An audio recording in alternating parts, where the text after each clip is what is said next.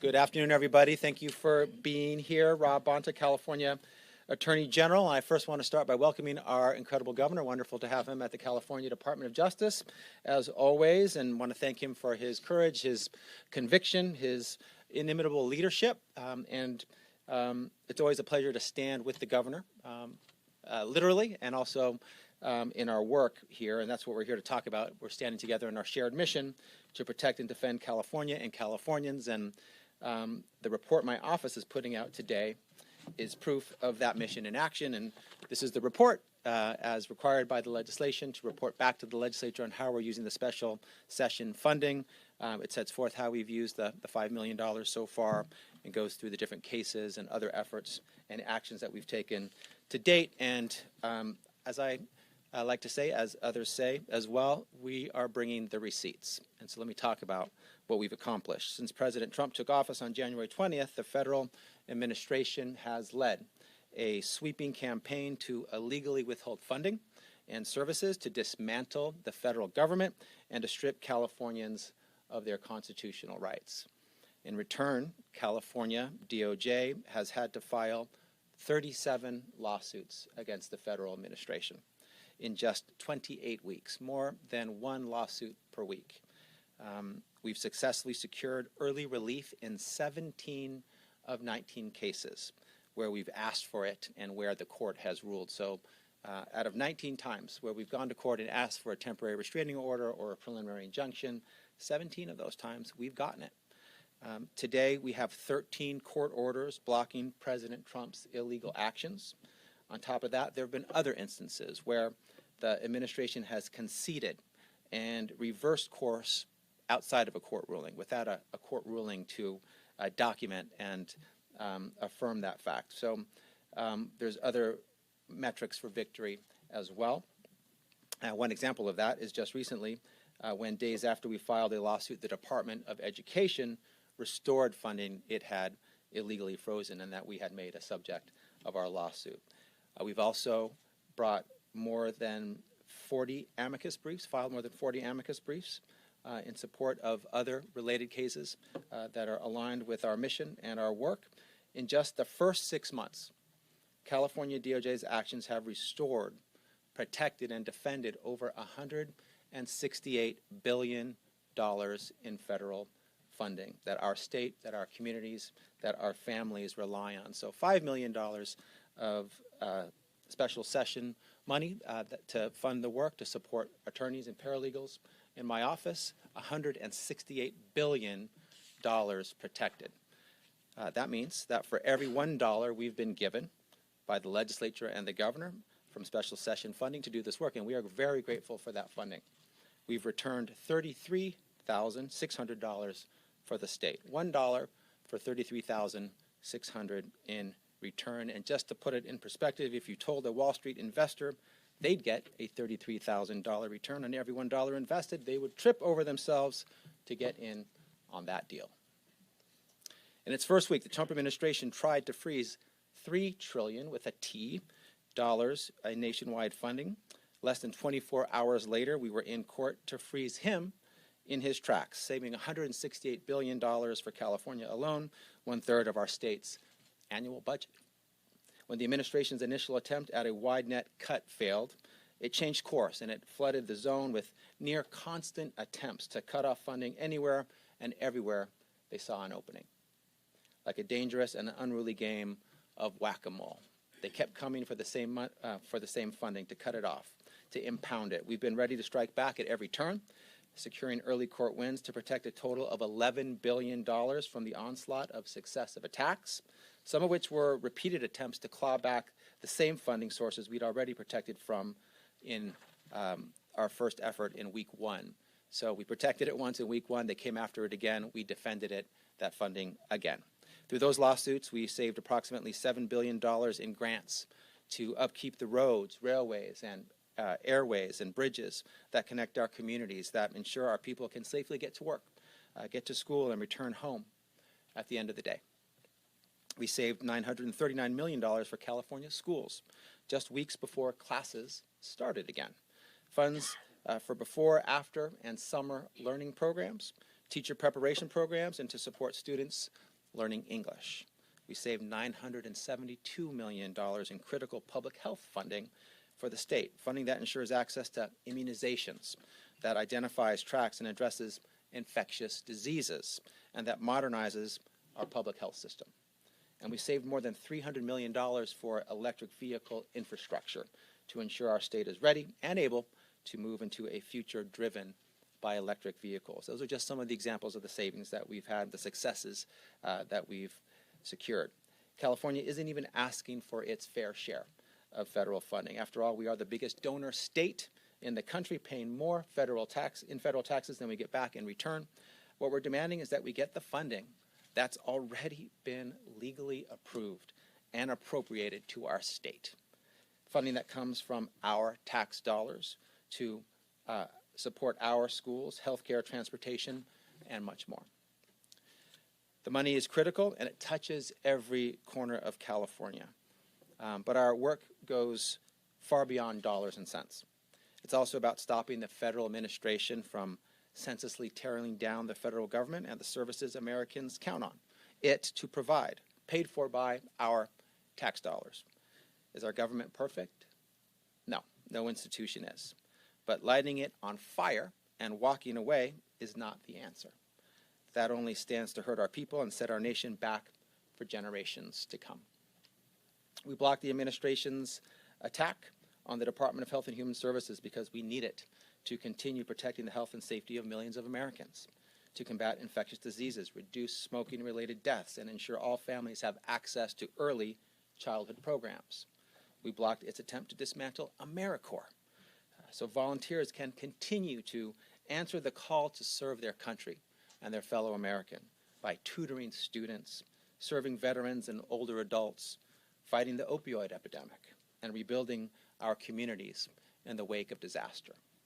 We're also working to defend our constitutional rights, hard-fought rights the president cannot rewrite with the stroke of a pen, though he's tried. We are fighting for birthright citizenship and the more than 24,000 babies born in California each year who are rightfully U.S. citizens. So far, we've won multiple court orders blocking implementation of the executive order while our case proceeds. And we're working to safeguard Californians' personal and private data from government misuse, specifically from protecting it from DOJ and from private citizen billionaire Elon Musk, not elected to anything, by the way. We blocked the poorly named Department of Government Efficiency from accessing your financial data, sued the administration for illegally sharing Medicaid data with ICE, and challenged demands that we turn over the sensitive and personal data of SNAP recipients. When you add it all up, you see the totality of what's at stake. The California dream. The idea that every Californian, no matter how they look, where they live, or how much money they have, can send their kid to school, go to the doctor when they're sick, and put food on the table and a roof over their heads. Can work hard, support their families, and give back to their communities. Can rely on their federal and state government to have their back. I want to be very clear. I don't want to have to file these lawsuits. I'd much rather work with the federal government to serve, protect, and uplift our people and our state. In fact, the moment the Trump administration stops breaking the law and violating the Constitution, we'll stop suing. It's simple. Until then, we have no choice but to take legal action. No one is above the law, not even the President of the United States. When you break the law, you need to be held accountable, plain and simple. The irony is the President has an enormous amount of lawful power at his fingertips. There's so much he can actually do legally. If he just stick to that, we wouldn't have a case against him. Instead, President Trump and his allies continue to abuse their power, break the law, violate the Constitution, and harm our people.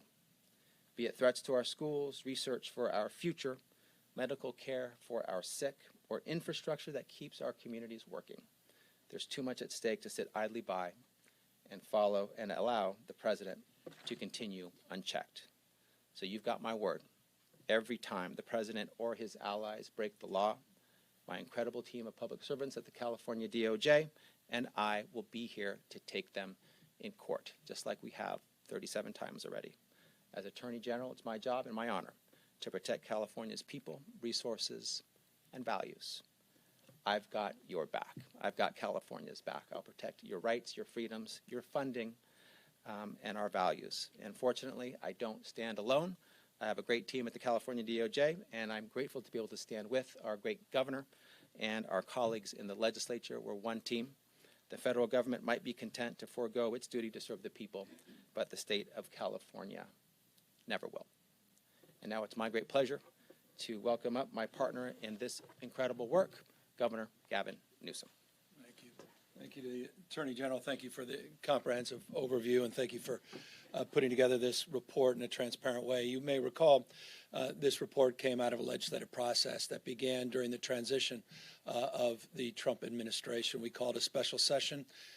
We did so in the spirit that defines, I think, the closing comments of the Attorney General, with an open hand, not a closed fist, with the intention not to litigate, with the intention not to initiate, but with the intention to defend, to stand tall, to hold the line in terms of our values, the things we hold dear, to advance the rule of law and do so in a fair way. We were mindful that past his prologue, that we were involved in over 122, arguably 123 lawsuits in the Trump administration, 1.0, and inevitably we would be faced with many similar lawsuits and efforts in the second administration, though I think none of us imagined in the process of putting together a special session that just in 7 or so months, 37 lawsuits would be filed.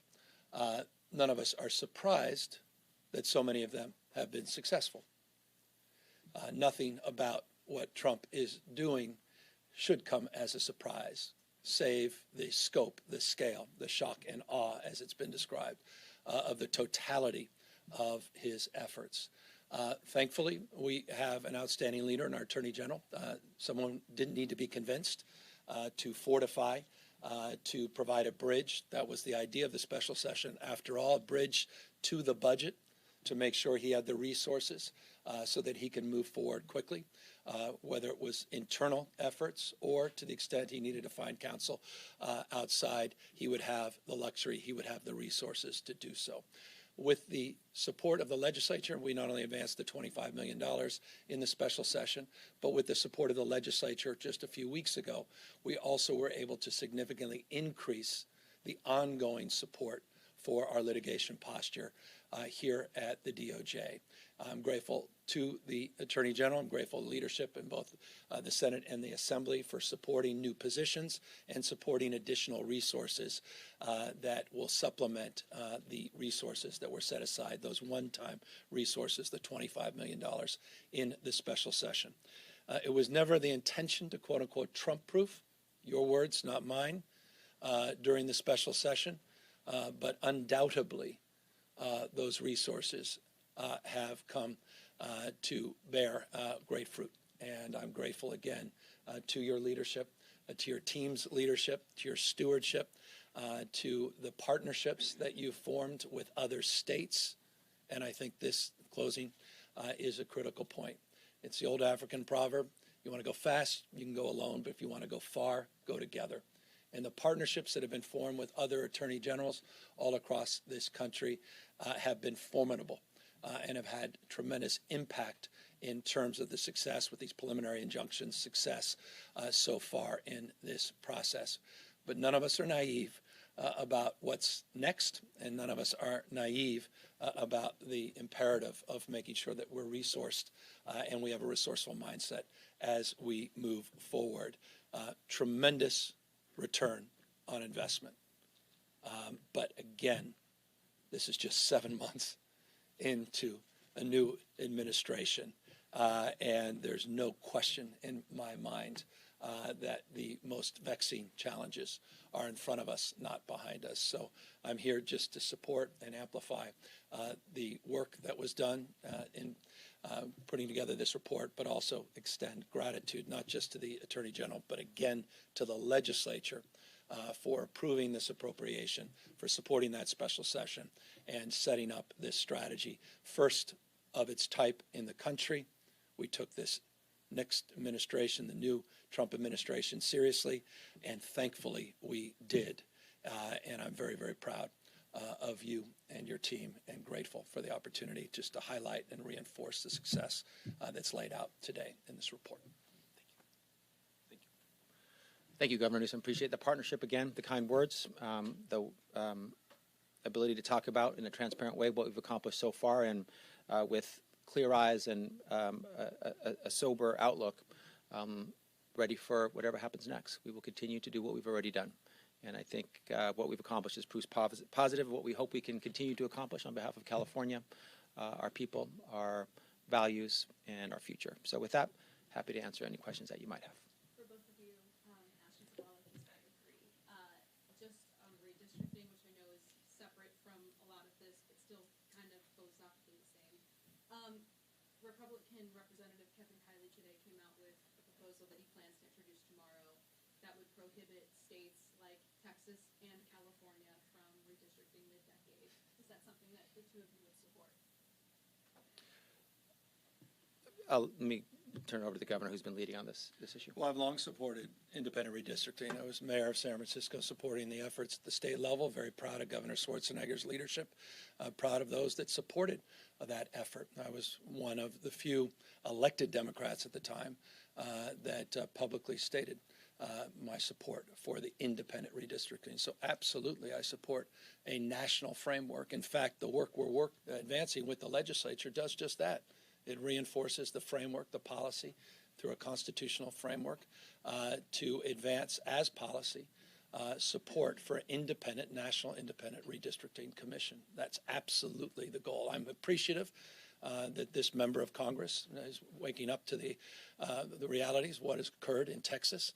I haven't heard much from him as it relates to the condemnation of their efforts, but I'm grateful that he recognizes the importance of a national framework. Sorry, just to be clear, his legislation prohibits a mid-decade redraw. Is that something that you'd be okay with? That way you wouldn't... Well, this whole thing is in response to, and in many ways it's the spirit, and I appreciate your question, and I'll build off it. It's the spirit of the special session, this special session, as it relates to putting ourselves in a position to respond to the assault on the rule of law and our democratic principles, principles of federalism, 10th Amendment, that so often are brought to bear in light with the litigation that we've advanced. The proposal that we're advancing with the legislature has a trigger. Only if they move forward to dismantling the protocols that are well established would the state of California move forward in kind, fighting, yes, fire with fire. So in that light, I believe there's consistency. Hi, Governor. Monica Madden, ABC7 News. Last night, California state Democrats and congressional Democrats had a meeting to discuss this ongoing redistricting plan, and we're hearing that California Democrats have a draft, or almost are done with the draft of these maps. Have you been in conversations with leadership about this? Have you seen the maps? And of course, this would end up going through the legislature. I haven't seen the maps, but we helped initiate those conversations. My team were part of those conversations last night. They've been an ongoing series of conversations that continued into the evening, continued this morning, and will continue until we land on a process. That process has to have the concurrence, the support of 2/3 of the legislature. The maps, we believe, should be transparent. They should be provided in a transparent way to the public. And as a consequence, those maps are being processed and will be brought to light. I have not had the opportunity, nor am I getting into the details of what those maps look like. I'll allow more objective minds to do just that. But the ultimate determination will be by the people of the state of California. We will offer them the opportunity to make judgment for themselves. Again, only if Texas moves forward. We would maintain the framework of the Independent Redistricting Commission that I support, that I believe in. We would just allow for this mid-census redistricting to occur just for congressional maps in 26, 28, and 30. It would also state, as I said a moment ago, and I'll reinforce, that we believe it should be national model, independent national redistricting, and it would revert back to its original form. But it's done in response to the existential realities that we're now facing. Things have changed. Facts have changed. So we must change. I think it's in the spirit of, Lincoln's infamous second inaugural. We have to disenthrall ourselves so we can save this country. We've got to think anew. We've got to act anew. Things have changed. We're reacting to that change. They've triggered this response, and we're not going to roll over. And we're going to fight fire with fire. But we're going to do so not just punching with the weight of the fourth largest economy, the most populous state in our union, the size of 21 state populations combined, but we also will punch above our weight in terms of the impact of what we're doing. And I think that should be absorbed by those in the Texas delegation. Whatever they are doing will be neutered here in the state of California. And they will pay that price. And we believe public opinion is with our approach. And I appreciate the growing recognition in other states of other governors of like mind and the people of this country recognizing what's at stake. These folks don't play by the rules. If they can't win playing the game with the existing set of rules, they'll change the rules. That's what Donald Trump has done. He's dialing for seats. Familiar, because he dialed for votes in the last election. Here's someone who tried to break this country, tried to light democracy on fire on January 6th. He recognizes he's going to lose in the midterms, and we have the opportunity to de facto end the Trump presidency in less than 18 months. That's what's at stake, and that's why we're putting a stake in the ground. We're not drawing lines to draw lines. We're holding the line on democracy, on the rule of law, co-equal branches of government, popular sovereignty. That's what this is about. Did you invite Texas Democrats who are breaking quorum to come to California? They were told we would support them in any way, and I was with them, as you know, last week at the governor's mansion. Governor, separately from what you're doing here in California, are you planning on making any investments in Texas to stop the mess? Well, we're going to do what we can to resource and support them, but our focus is here on California. Should Californians be prepared to go to the polls in November for a special election? It's cause and effect. It's triggered on the basis of what occurs or doesn't occur in Texas. I hope they do the right thing, and if they do the right thing, then there'll be no cause for us to have to move forward. But again, we're working with the legislature on a trigger that if they do move forward, California will not sit by idly and watch this democracy waste away. We'll fight fire with fire, we'll assert ourselves, and we'll punch above our weight, and it will have profound impacts on the national outcome, not just here in the state of California. I appreciate it's already led to some members of our delegation now calling for independent redistricting. That's an encouraging sign. So already, perhaps people are waking up to the reality of California entering into this conversation. We're not a small state. Again, we punch above our weight. It will have profound national implications if we move forward, and I'm confident if we move forward, the people of this great state will support this effort. If California moves forward with a special election for this mid-decade redistricting effort, can you talk about how realistic it is with such a tight timeline? If you're hoping to put this on the ballot in November, on November 4th, there's have to be 45 days that needed for mail-out ballots and things like that. So how confident are you in getting this done with such a tight timeline? Very, and we'll get it done. And the goal is to get it on the November 4th ballot, where other municipal elections are already occurring. So, Governor, I mean, you basically have to act by the end of this month to meet those timelines. What if Texas hasn't actually done anything by then? I mean, are you just going to move ahead with it anyway as a backup plan? I'll repeat what I said earlier because it's important, and I appreciate the opportunity to clarify it on the basis of your question. We have trigger component of this effort. So it only goes in effect if it's triggered by action that occurs in Texas. To be clear, the ballot language says this would not go into effect with Texas's maps or any other state. Is that? I want to make something clear. The ballot language says nothing at the moment. The ballot language is being worked on at the moment in a process that began a few weeks ago. That process, and I appreciate you highlighting last night, there were a series of additional meetings, and they continue today, and they'll continue over the course of the next few weeks. We're very mindful of the calendar, mindful of what is required. The legislative leaders are deeply mindful of that as well, working with the respective caucuses. The language is being worked on. It's being negotiated. It's being debated within the caucus, and it will be made available in very transparent terms to the people of the state of California that will ultimately make the determination for themselves, what they want for themselves. And that, I think, is what distinguishes our efforts from the efforts in states like Texas. Will we see that language before the legislature returns? We have a process that's well established here in the state to engage the legislature in a deliberative process to advance legislation, and we'll maintain the core tenets of that process in an open and transparent way. You know, it's well established in this state that we have rules that distinguish us from other states, including the 72-hour rule for full transparency, and so we'll make things available as quickly as we can on the basis of the consensus that we're drafting.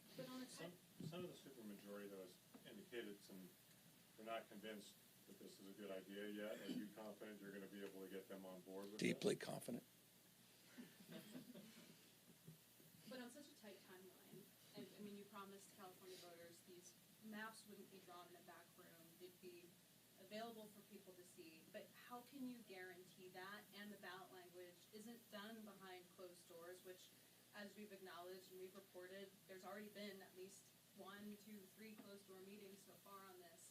I mean, Texas's process was done behind closed doors, and then people got to see those maps within days, and there was public outrage. There was a ton of public comment. I mean, how can you guarantee the process here won't be exactly the same as it was in that state?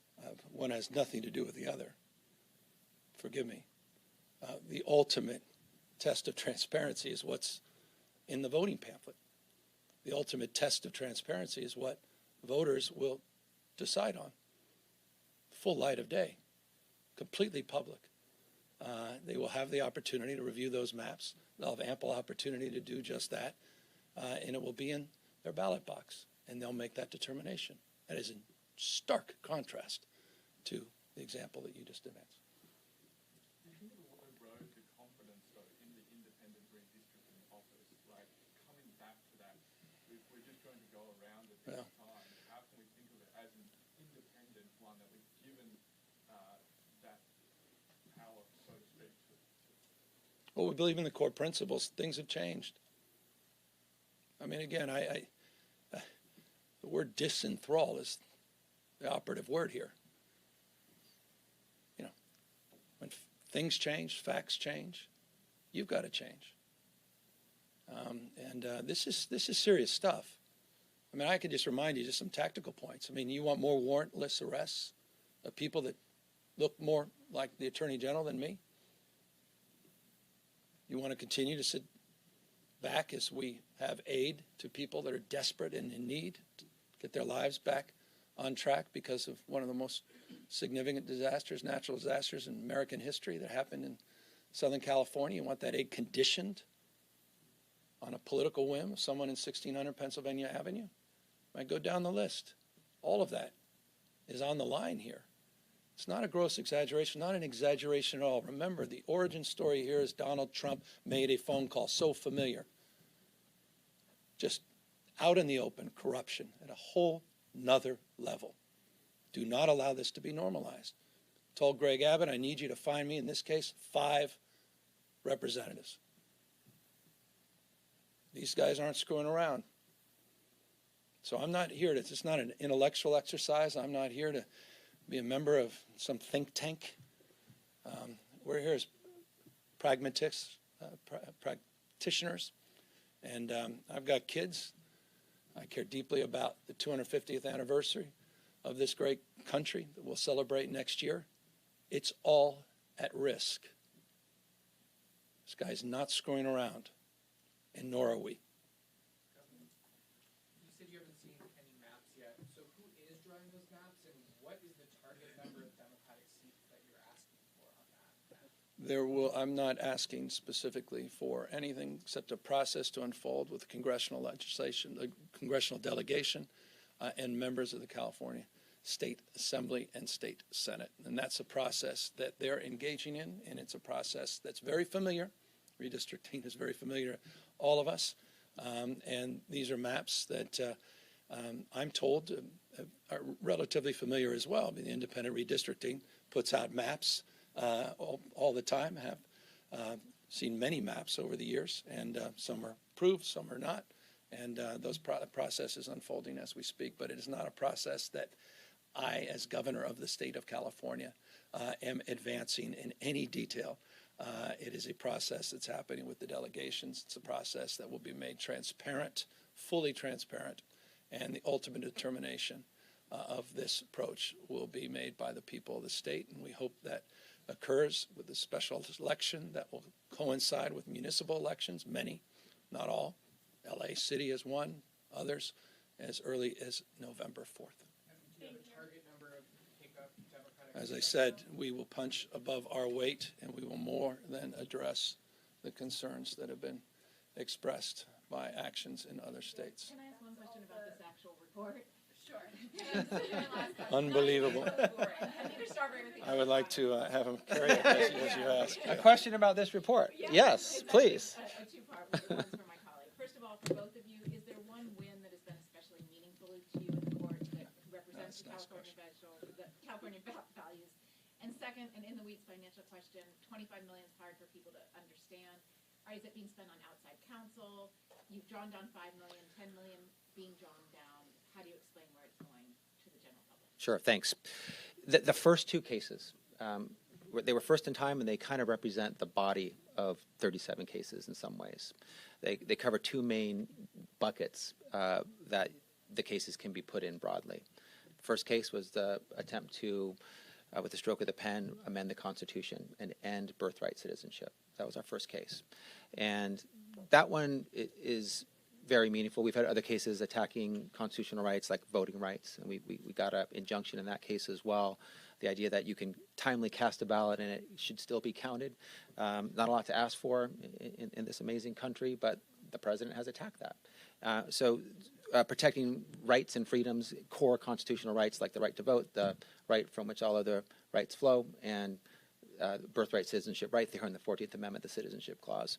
That was case one. That one's super meaningful, remains super meaningful. The second one represents the attacks on congressionally appropriated funding. It was the OMB memo case, Office of Management and Budget, $3 trillion at risk, nationwide, $168 billion for the state of California. We were able to block that, stop that, make sure that that $168 billion continued to flow, things that it funded housing and health care and food and child care and college and emergency and disaster relief and response. So very important. I think those cases, they were the first two in time, but they remain sort of the most important in terms of what they represent, the amount at issue.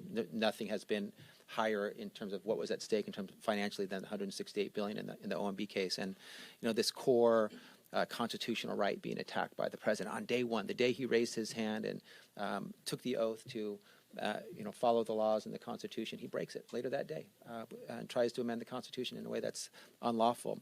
I think those two cases remain really important and defining as we continue the work. $25 million is a lot of money. We're grateful to have it. $168 billion is a lot more money than $25 million. We've spent $5 million. What do we spend it on? We spend it on attorneys and paralegals, the people who bring the cases, who file the complaint, who go to court, who argue the motions, who secure the restraining order, who secure the preliminary injunction, who write the briefs, who respond to the court, who protect the trial court victory at the appellate level. So it's mostly all attorneys with some paralegals, all inside. We have not spent any money on outside counsel. in our litigation. We hope to internalize it. We think we have an incredible team. I think the success and the metrics that we've laid out today are proof positive of that. So we want to continue to support the great men and women at the California Department of Justice who do this work, our attorneys and our paralegals and their support teams. The National Guard lawsuit is expected to go to trial in Judge Breyer's court next week. Are you anticipating the Trump administration to try and get this lawsuit completely tossed now that they have been withdrawing slowly but surely the number of members on the ground in Southern California? We are very aware of that potential strategy. They sort of signaled it to us earlier, and their sort of slow withdrawal of Marines and National Guards people suggests that they might be coming to an end. They're not there yet. I mean, this is, by the way, far too slow and not soon enough. They should never have had people there. The Marines and the National Guards people arrived to quiet streets in LA the day they arrived. And the president has been incredibly, in my view, disrespectful to these patriots. He's treating them as political pawns, and they're sitting on federal buildings. They're sleeping over each other. They're not having appropriate support. And they should be doing other things. They were doing other things. The governor had the National Guards people doing important things, fighting fentanyl and wildfires, and they were brought to LA as a political stunt, unfortunately. But we're aware of that possibility. It might be that by the time of the preliminary injunction hearing, there's no National Guards people or Marines on the streets of LA, and Judge Breyer would have to look at that and determine if the issue is still ripe and one that deserves a ruling, or if it's now moot because there's no more troops on the ground. But it reinforces the litigation strategy. Those things are not coincidental. Had we not positioned ourselves, we not postured with that litigation approach, we would not be in this position with that withdrawal. That's right. We pushed for the preliminary injunction hearing. They were aware of the hearing. The timing of their withdrawal is very cognizant of the hearing. And so our goal was to not have the troops there, and to the extent that they were there, have them removed as soon as possible. That is happening. So I mentioned earlier there's different ways to measure victory here. And some are with orders that we secure. Some are with the actions that the federal government takes in response to our actions in court. This is another example of that. Just given the rate of litigation, do you anticipate having to add more to the $25 million fund? Given the 37 lawsuits in the last few weeks. We're on ongoing discussions about how much is appropriate and needed to fund our successful lawsuits to defend California's rights, freedoms, and funding. So we're having those discussions with the governor's office, with the legislature. We're making it clear what we think we need. We're grateful for the $25 million and the ability to draw down that $5 million so far. We do think we will need more going into the future, and I'm hopeful that through the conversations that we have talking about what we would use it for, our success so far, what the continuing threats are down the road, that we'll get to a place that will work for everybody. And let me assure you, he will not be in need of resources to do his job. And this report only highlights why I feel very confident in his ability to execute and to deliver results for the people of the state. Just logistically with the $25 million, part of the legislation, and I want to acknowledge that you make yourself constantly available. You're always updating us, almost daily, it seems like. But a part of the legislation directs you to also create a website that updates these cases, provides documents, just so that everyone's on the same page. I have a PRA request actually in for your office that I haven't received a response to. You have a website right now that just has your press releases, but there's no sort of organized way to look at the status of each. We can't see what's pending. And this was helpful, this report. But, I mean, do you plan to have that kind of website moving forward? We always want to improve, and we want to always give the most updated information. Sometimes things change on a daily basis, but we expect and hope that people can go onto our website, look at what we're doing, look at the posture of those cases, what decisions have been made, has an appellate court gotten involved or not. And so I think we're interested in sharing more and being as transparent as possible. Thank you. That's all the time we have for questions. Thank you all.